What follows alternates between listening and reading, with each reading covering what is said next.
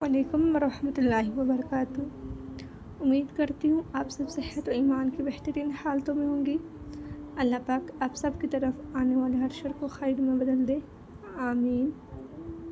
जैसा कि आज आपका पहला क्लास है कुरान कायदा का, आप सबको इस बेहतरीन, इस खुशगवार मौके में खुश आमदीद। रब्बि इश्रह ली सदरी वयस्सिरली अमरी वहलुल उक़दतम मिन लिसानी यफ़क़हू क़ौली रब्बि ज़िदनी इल्मा अल्लाहुम्मा फ़क़िहना फ़िद्दीन, आमीन। अल्लाहुम्मा इन्नका अफ़ुव्वुन करीमुन तुहिब्बुल अफ़्व फ़अफ़ु अन्नी। शुरू करते हैं। ये जैसे कि आपके सामने कुछ हरूफ है, इन हरूफ को बेसिकली नाम दिया गया हरूफ मुफ़रदात या फिर कह दें हरूफ तहजी। बात ये की है इन हरूफों के दो नाम हैं, यानी कि हरूफ मुफ़रदात और हरूफ तहजी। जो भी कह दें मकसद मतलब एक ही है। अब ये हरूफ जो हैं टोटल 29 है, मगर यहाँ पे आप जब काउंट करेंगी तो आपको 30 दिखाई देंगे। यहाँ से लेके यहाँ तक आपको 30 मिलेंगे। तो यहाँ पे मैं करेक्शन कर दूँ कि ये जो 2 मरतबा या दी गई है, ये 2 मरतबा है, इनको हम एक ही काउंट करेंगे, क्योंकि ये कुरान पाक में 2 तरीक़ों से लिखी जाती है, इस वजह से यहाँ पे 2 या दी गई हैं। ठीक है, अब शुरू करते हैं। यहाँ पे जो ये 29 हरूफ है, कुरान पाक पूरा जो है इन्हीं हरूफ से मिलकर बना हो। जैसे अल्फ़ाबेट होती है इंग्लिश में A to Z, इन 26 हरूफ से 26 वर्ड्स जो है इसमें होते हैं। उनसे पूरी इंग्लिश के बुक्स वगैरह जो भी हैं पूरी वर्ल्ड में जो कुछ भी है, अगर उनको इंग्लिश में देखा जाए तो यानी कि अंग्रेज़ी की दुनिया में उनको देखा जाए तो उन 26 हरूफ में से बनी होती है ना। तो पूरा कुरान पाक भी ऐसे ही इन 29 हरूफ से बना हुआ है। ठीक है, तो स्टार्ट करते हैं। इनके हरूफ की अदायगी जो है वो साथ साथ हम इनका मखरज भी देखे जाएंगे। मखरज क्या होता है? बेसिकली मखरज जो वो है जो जहाँ से हरूफ अदा हो, जहाँ से हरूफ अदा होता है उसको हम मखरज कहते हैं, यानी कि हरूफ के निकलने की जगह मखरज कहलाती है। पहला हरूफ है अलिफ। अलिफ की मकदार 1 अलिफ है। 1 अलिफ से मुराद कि अपनी एक उंगली लें, उसको बंद करें और खोलें। जितना वक्त उसमें लगता है बंद और खोलने में, तो उतना वक्त जो है 1 अलिफ की मकदार होती है। ठीक है, यानी कि मैं अपनी एक उंगली लूँ, उसको बंद करूँ, अब उसको खोलूँ, जितना टाइम मुझे ये करने में लगा वो मेरी एक मकदार का टाइम था। अलिफ, इसको एक मकदार के बराबर इसको लंबा करना है। और इसका मखरज क्या है? मखरज देखें, अलिफ का मखरज है मुँह का खाली हिस्सा। अब ये मुँह का खाली हिस्सा क्या होता है, कौन सा होता है? बल्कि हमारा जो माउथ है उसको आप शीशे के सामने जाए, मिरर के सामने जाए और ऐसे अपना माउथ ओपन कर दें। ये जो पूरा स्पेस है ना आपके माउथ में, ज़बान और तालू के दरमियान जो स्पेस है जिसमें कुछ भी नहीं है, वो हमारा बेसिकली मुँह का खाली हिस्सा कहलाता है। वहाँ से मराद आता है अलिफ। अलिफ दूसरा है बा। ये बे नहीं है, इसको हम बचपन में बे पढ़ते थे, मगर अब जो है ये असल जो है बा है। अरबी में इसको बा पढ़ना है। कुरान पाक अरबी में है ना, तो हमने पूरी अरबी सीखनी है, तो इसको हम पढ़ते हैं बा की भी मकदार 1 अलिफ है।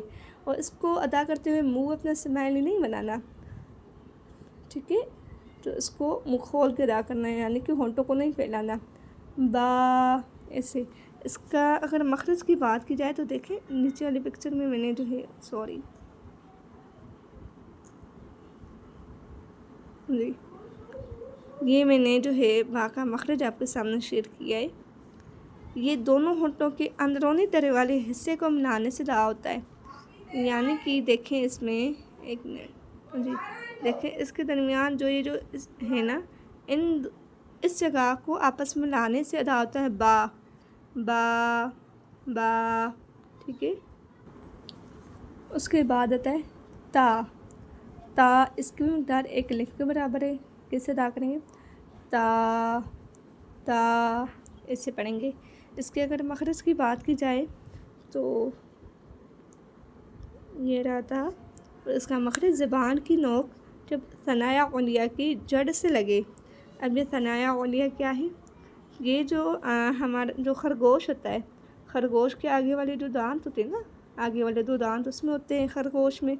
इसे अगर इंसान में देखें तो इंसान के जो आगे वाले जैसे जो दांत होते हैं, ऊपर वाले दांत, नीचे वाले की बात नहीं कर रही, ऊपर वाले के जो 2 दांत होते हैं इंसान के, वो कहलाते हैं सनाया उलिया।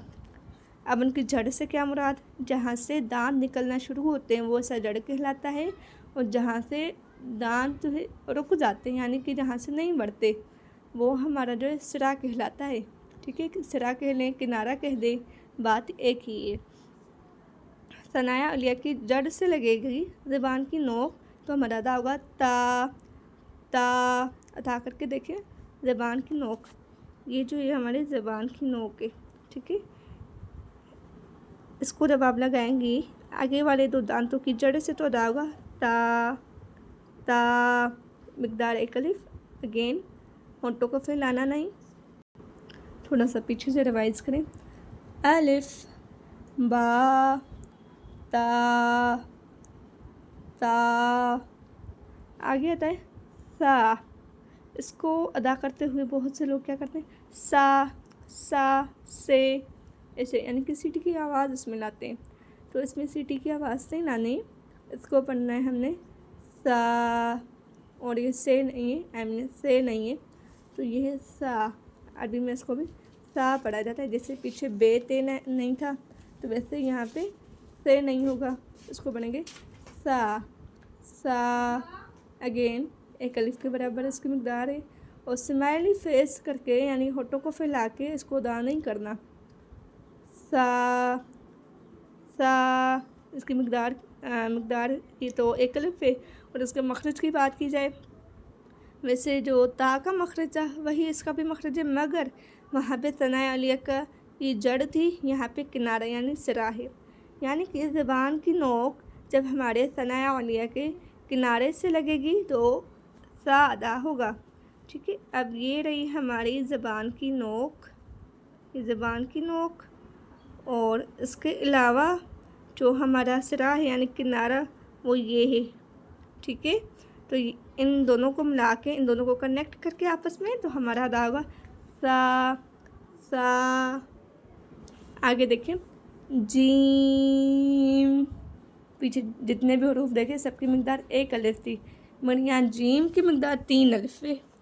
3 अलिफ से मुराद अपनी 3 उंगलियाँ लें, उसको बंद करें और खोलें, जितना वक्त उसमें लगेगा उतना जो है वो 3 अलिफ की मिकदार है।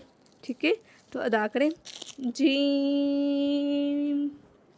अगर इसके मखरज की बात की जाए तो ये राज का मखरज, इसको जो है ज़बान का दरमियान और उसके मुकाबल तालु के मिलाप से अदा होता है, यानी ज़बान का वस्त। वस्त से मुराद दरमियान, अरबी में दरमियान को वस्त कहा जाता है।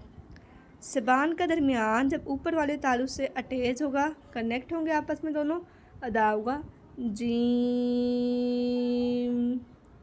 जीम।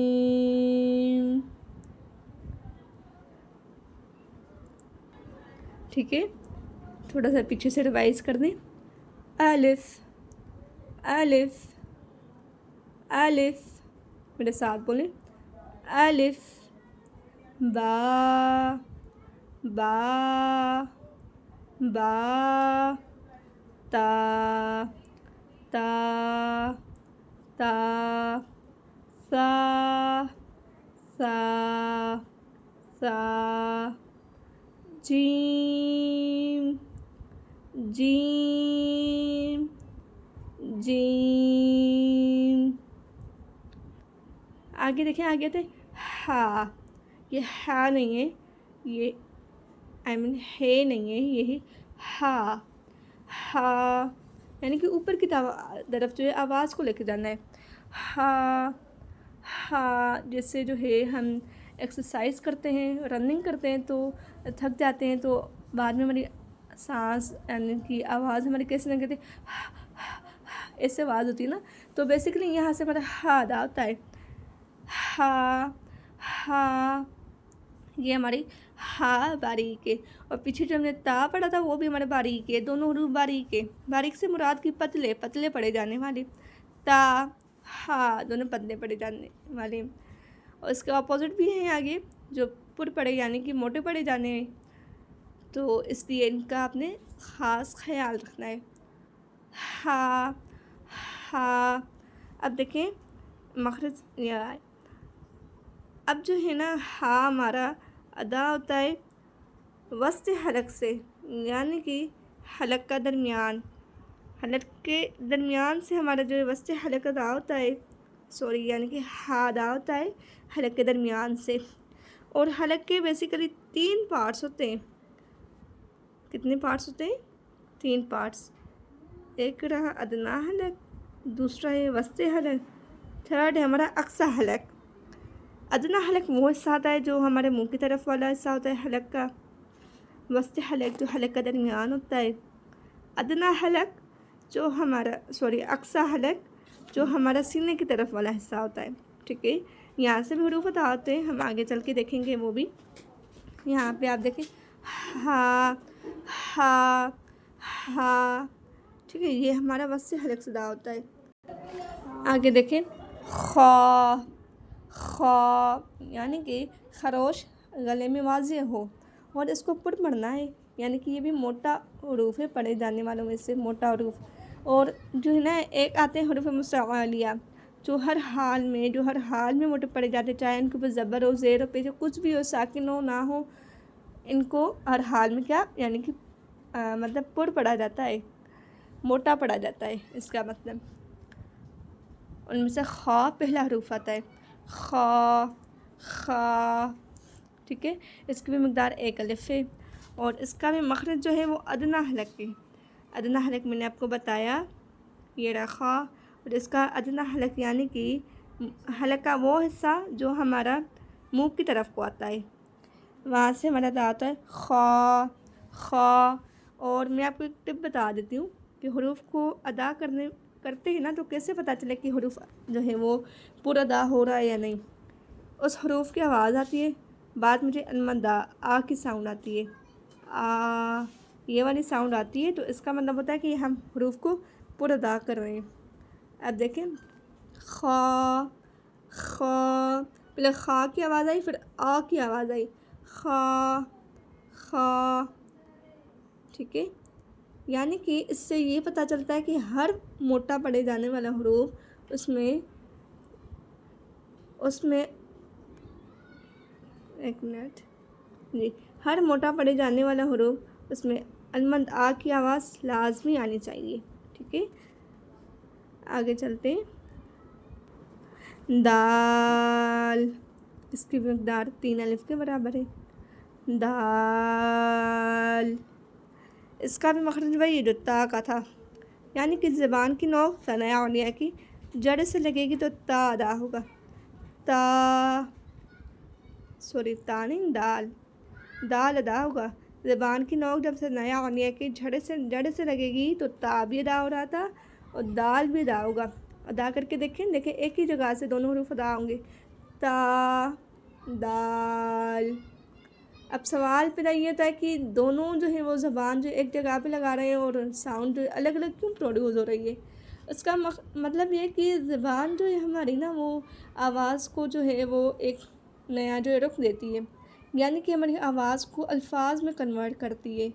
यानी आसान अल्फाज से यूँ कहें कि हमारी आवाज़ को जो है ना उसमें जो है एक हरूफ जो है ना उसमें पैदा कर देती है, ज़बान का ये काम होता है।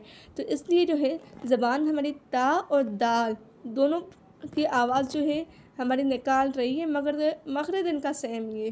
ठीक है, और तुआ भी आगे देखेंगे, तुआ का भी मखरज सेम ही है, बहरहाल वहाँ भी जाके हम इसकी बात करेंगे। दाल दाल, उसके बाद आता है ज़ाल। ज़ाल की भी मकदार जो है 3 अलिफ, और याद रखें ज़ाल को सख्ती से नहीं अदा करना, इसको बिल्कुल नरमी से अदा करना है। यानी कि आप जो है ना इसका मखरज पे आप इसकी अपनी ज़बान लगाएंगी ना तो ये ख़ुद ही अदा हो जाएगा। इस पर आपने कोई फ़ोर्स अप्लाई नहीं करना, कुछ भी नहीं करना, बस जो है आपका ख़ुद ही इसमें अदा हो जाएगा। ज़ाल बिल्कुल नरमी दिखानी होती है। देन उसका भी यही मखरज है, जैसे सा का था ज़बान की नोक जब सना अलिया के किनारे से लगेगी यानी कि सिरे से लगेगी तो ज़ाल अदा होगा। ज़ाल ज़ाल। ठीक है, आगे देखिए रॉ। तो ये जो रॉ है ना, रॉ की भी मकदार तो एक अलिफ के बराबर है। इसमें तकरार आती है बच्चों की, कैसे तकरार आती है, कैसे देखें, रॉ रॉ, इससे तो हमने 4-5 रॉ इकट्ठे अदा कर दी, और यहाँ पे तो एक रॉ है तो एक ही रॉ हमें अदा करनी है, यानी कि तकरार नहीं आनी चाहिए। थोड़ी सी कुछ कहते हैं कि थोड़ी सी तकरार आनी चाहिए, और कुछ लोग कहते हैं कि बिल्कुल भी तकरार नहीं आनी चाहिए। ठीक है, तो कोशिश करनी इसमें तकरार नहीं लानी। इसकी अगर मखरज की बात की जाए तो ज़बान की पुश्त और उसका किनारा अब सनाया और रुबाई के मसूड़ों से लगे तो ये हुरूफ अदा होता है। अब ये रुबाई और सनाया क्या है? सनाया मैंने आपको बताया कि आगे वाले दो दांत जो है, और रुबाई जो हमारे आगे वाले दांत थे उसकी साइड से एक एक दांत और लें, यानी कि देखें ये हमारे दांत हैं, ये एक्स्ट्रा हो गया, ये हमारे दांत हैं, ये दो तो हमारे सनाया लिया है, और आगे भी एक एक इनका लें तो इन चारों को इकट्ठे जो है कोई नाम नहीं ले सकते, मगर जो है ना इनको ख़ास जो है दोनों को रुबाया कहा जाता है। और इससे पहले जो है जो हमारे खरगोश की तरह आसान समझने के लिए जैसे खरगोश के होते हैं आगे वाले दांत, वो वाले हमारे दांत उसको सनाया और उससे राइट एंड लेफ़्ट एक एक और दांत दें तो हमारा कहलाएगा रुबाई। ठीक है, तो हमारे ज़बान जो है इन पे जाके लगती है तो हमारा अदा होता है रॉ रॉ रॉ। इसको ऊपर पढ़ा भी जाता है, बारीक भी पढ़ा जाता है। अगर रॉ के ऊपर ज़बर या पेश हो तो बारीक, अगर ज़ेर हो तो ज़बर या पेश हो तो पुर, और अगर ज़ेर हो तो बारीक पढ़ा जाता है रॉ को। ठीक है, आगे देखिए ज़ा में सीटी की आवाज़ भी आनी चाहिए, क्योंकि हरूफ सुफीरिया में से इसमें सुफीरिया वो हरूफ होते हैं जिनमें सीटी की आवाज़ होती है। अब ये सुफीरिया हरूफ यहाँ से कौन कौन से हैं? एक है ज़ा, दूसरा है सीन, तीसरा है स्वाद। ज़ा, सीन, स्वाद, ये 3 हरूफ जो हैं इनमें सीटी पाई जाती है, सीटी की आवाज़ पाई जाती है, और ये हरूफ कहलाते हैं हरूफ सुफीरिया। ठीक है, तो अदा करें ज़ा, सख्ती भी आनी चाहिए, ज़ा को अदा करते हुए सीटी की आवाज़ भी आनी चाहिए। इसका मखरज देखें, यहाँ पे इनका मखरज बताया गया है कि ज़बान की नोक सनाया सुफला के किनारे से टकराने के साथ सनाया अलिया के भी लगे तो ये हरूफ अदा होता है।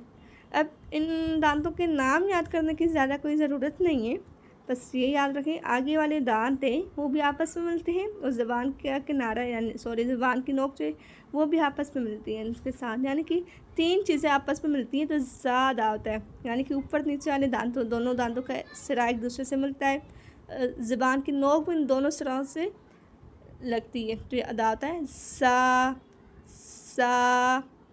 सीन, दोनों का मखरज सेम ही है, ज़ा सीन। मैंने आपको ऊपर भी इसका पहले भी मैंने जवाब दिया कि मखरज सेम है मगर आवाज़ क्यों डिफरेंट है। वो हमारा पूरा काम हमारी ज़बान का होता है, ये पूरा काम जो है यहाँ पे पूरा रोल जो है ज़बान प्ले कर रही है अपना। ज़ा, सीन, शीन, शीन। ज़ा की मकदार 1 अलिफ थी, सीन की मकदार 3 अलिफ है, शीन की भी मकदार 3 अलिफ है।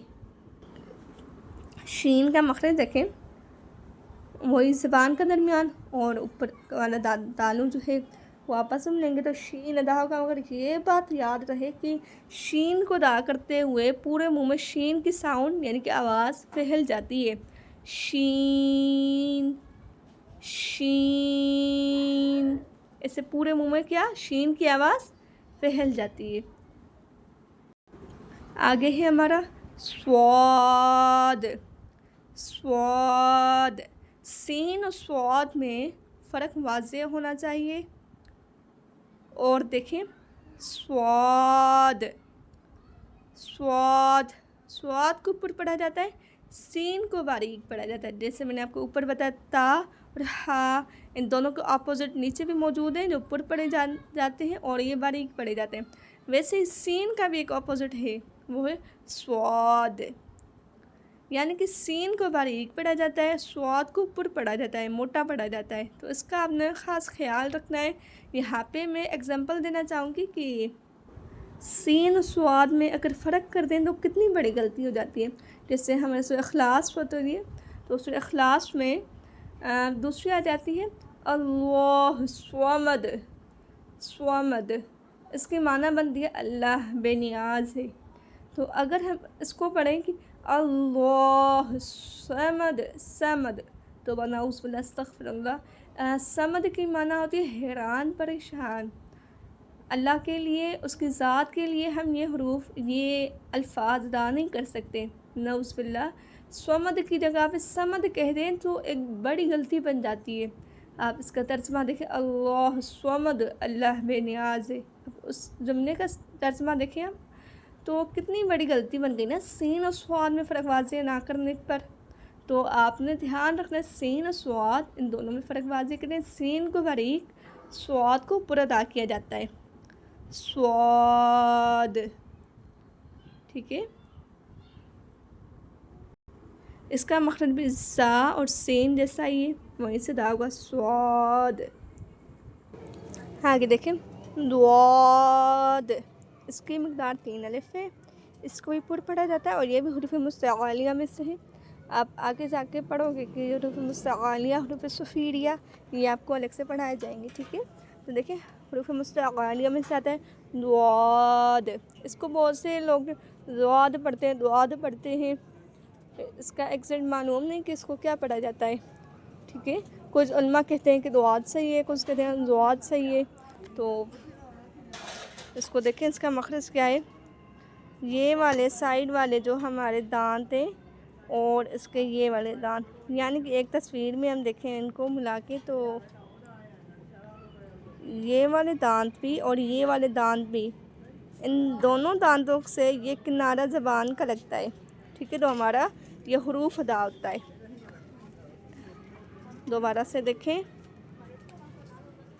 ये वाले दांत और ये वाले दांत, इनसे ये ज़बान जाके टकराती है, ज़बान का ये वाला हिस्सा, तो ये हरूफ अदा होता है कैसे, दुआद, ठीक है।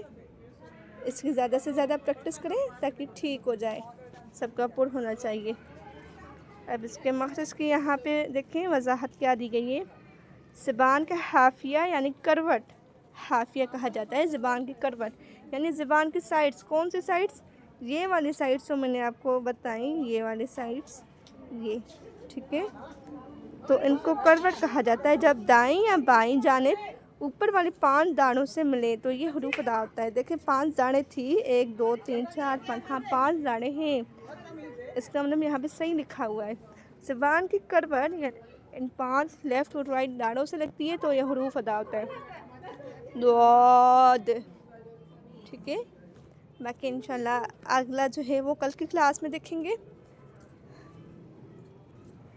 अगर कुछ समझ ना आया तो पूछिएगा, बाकी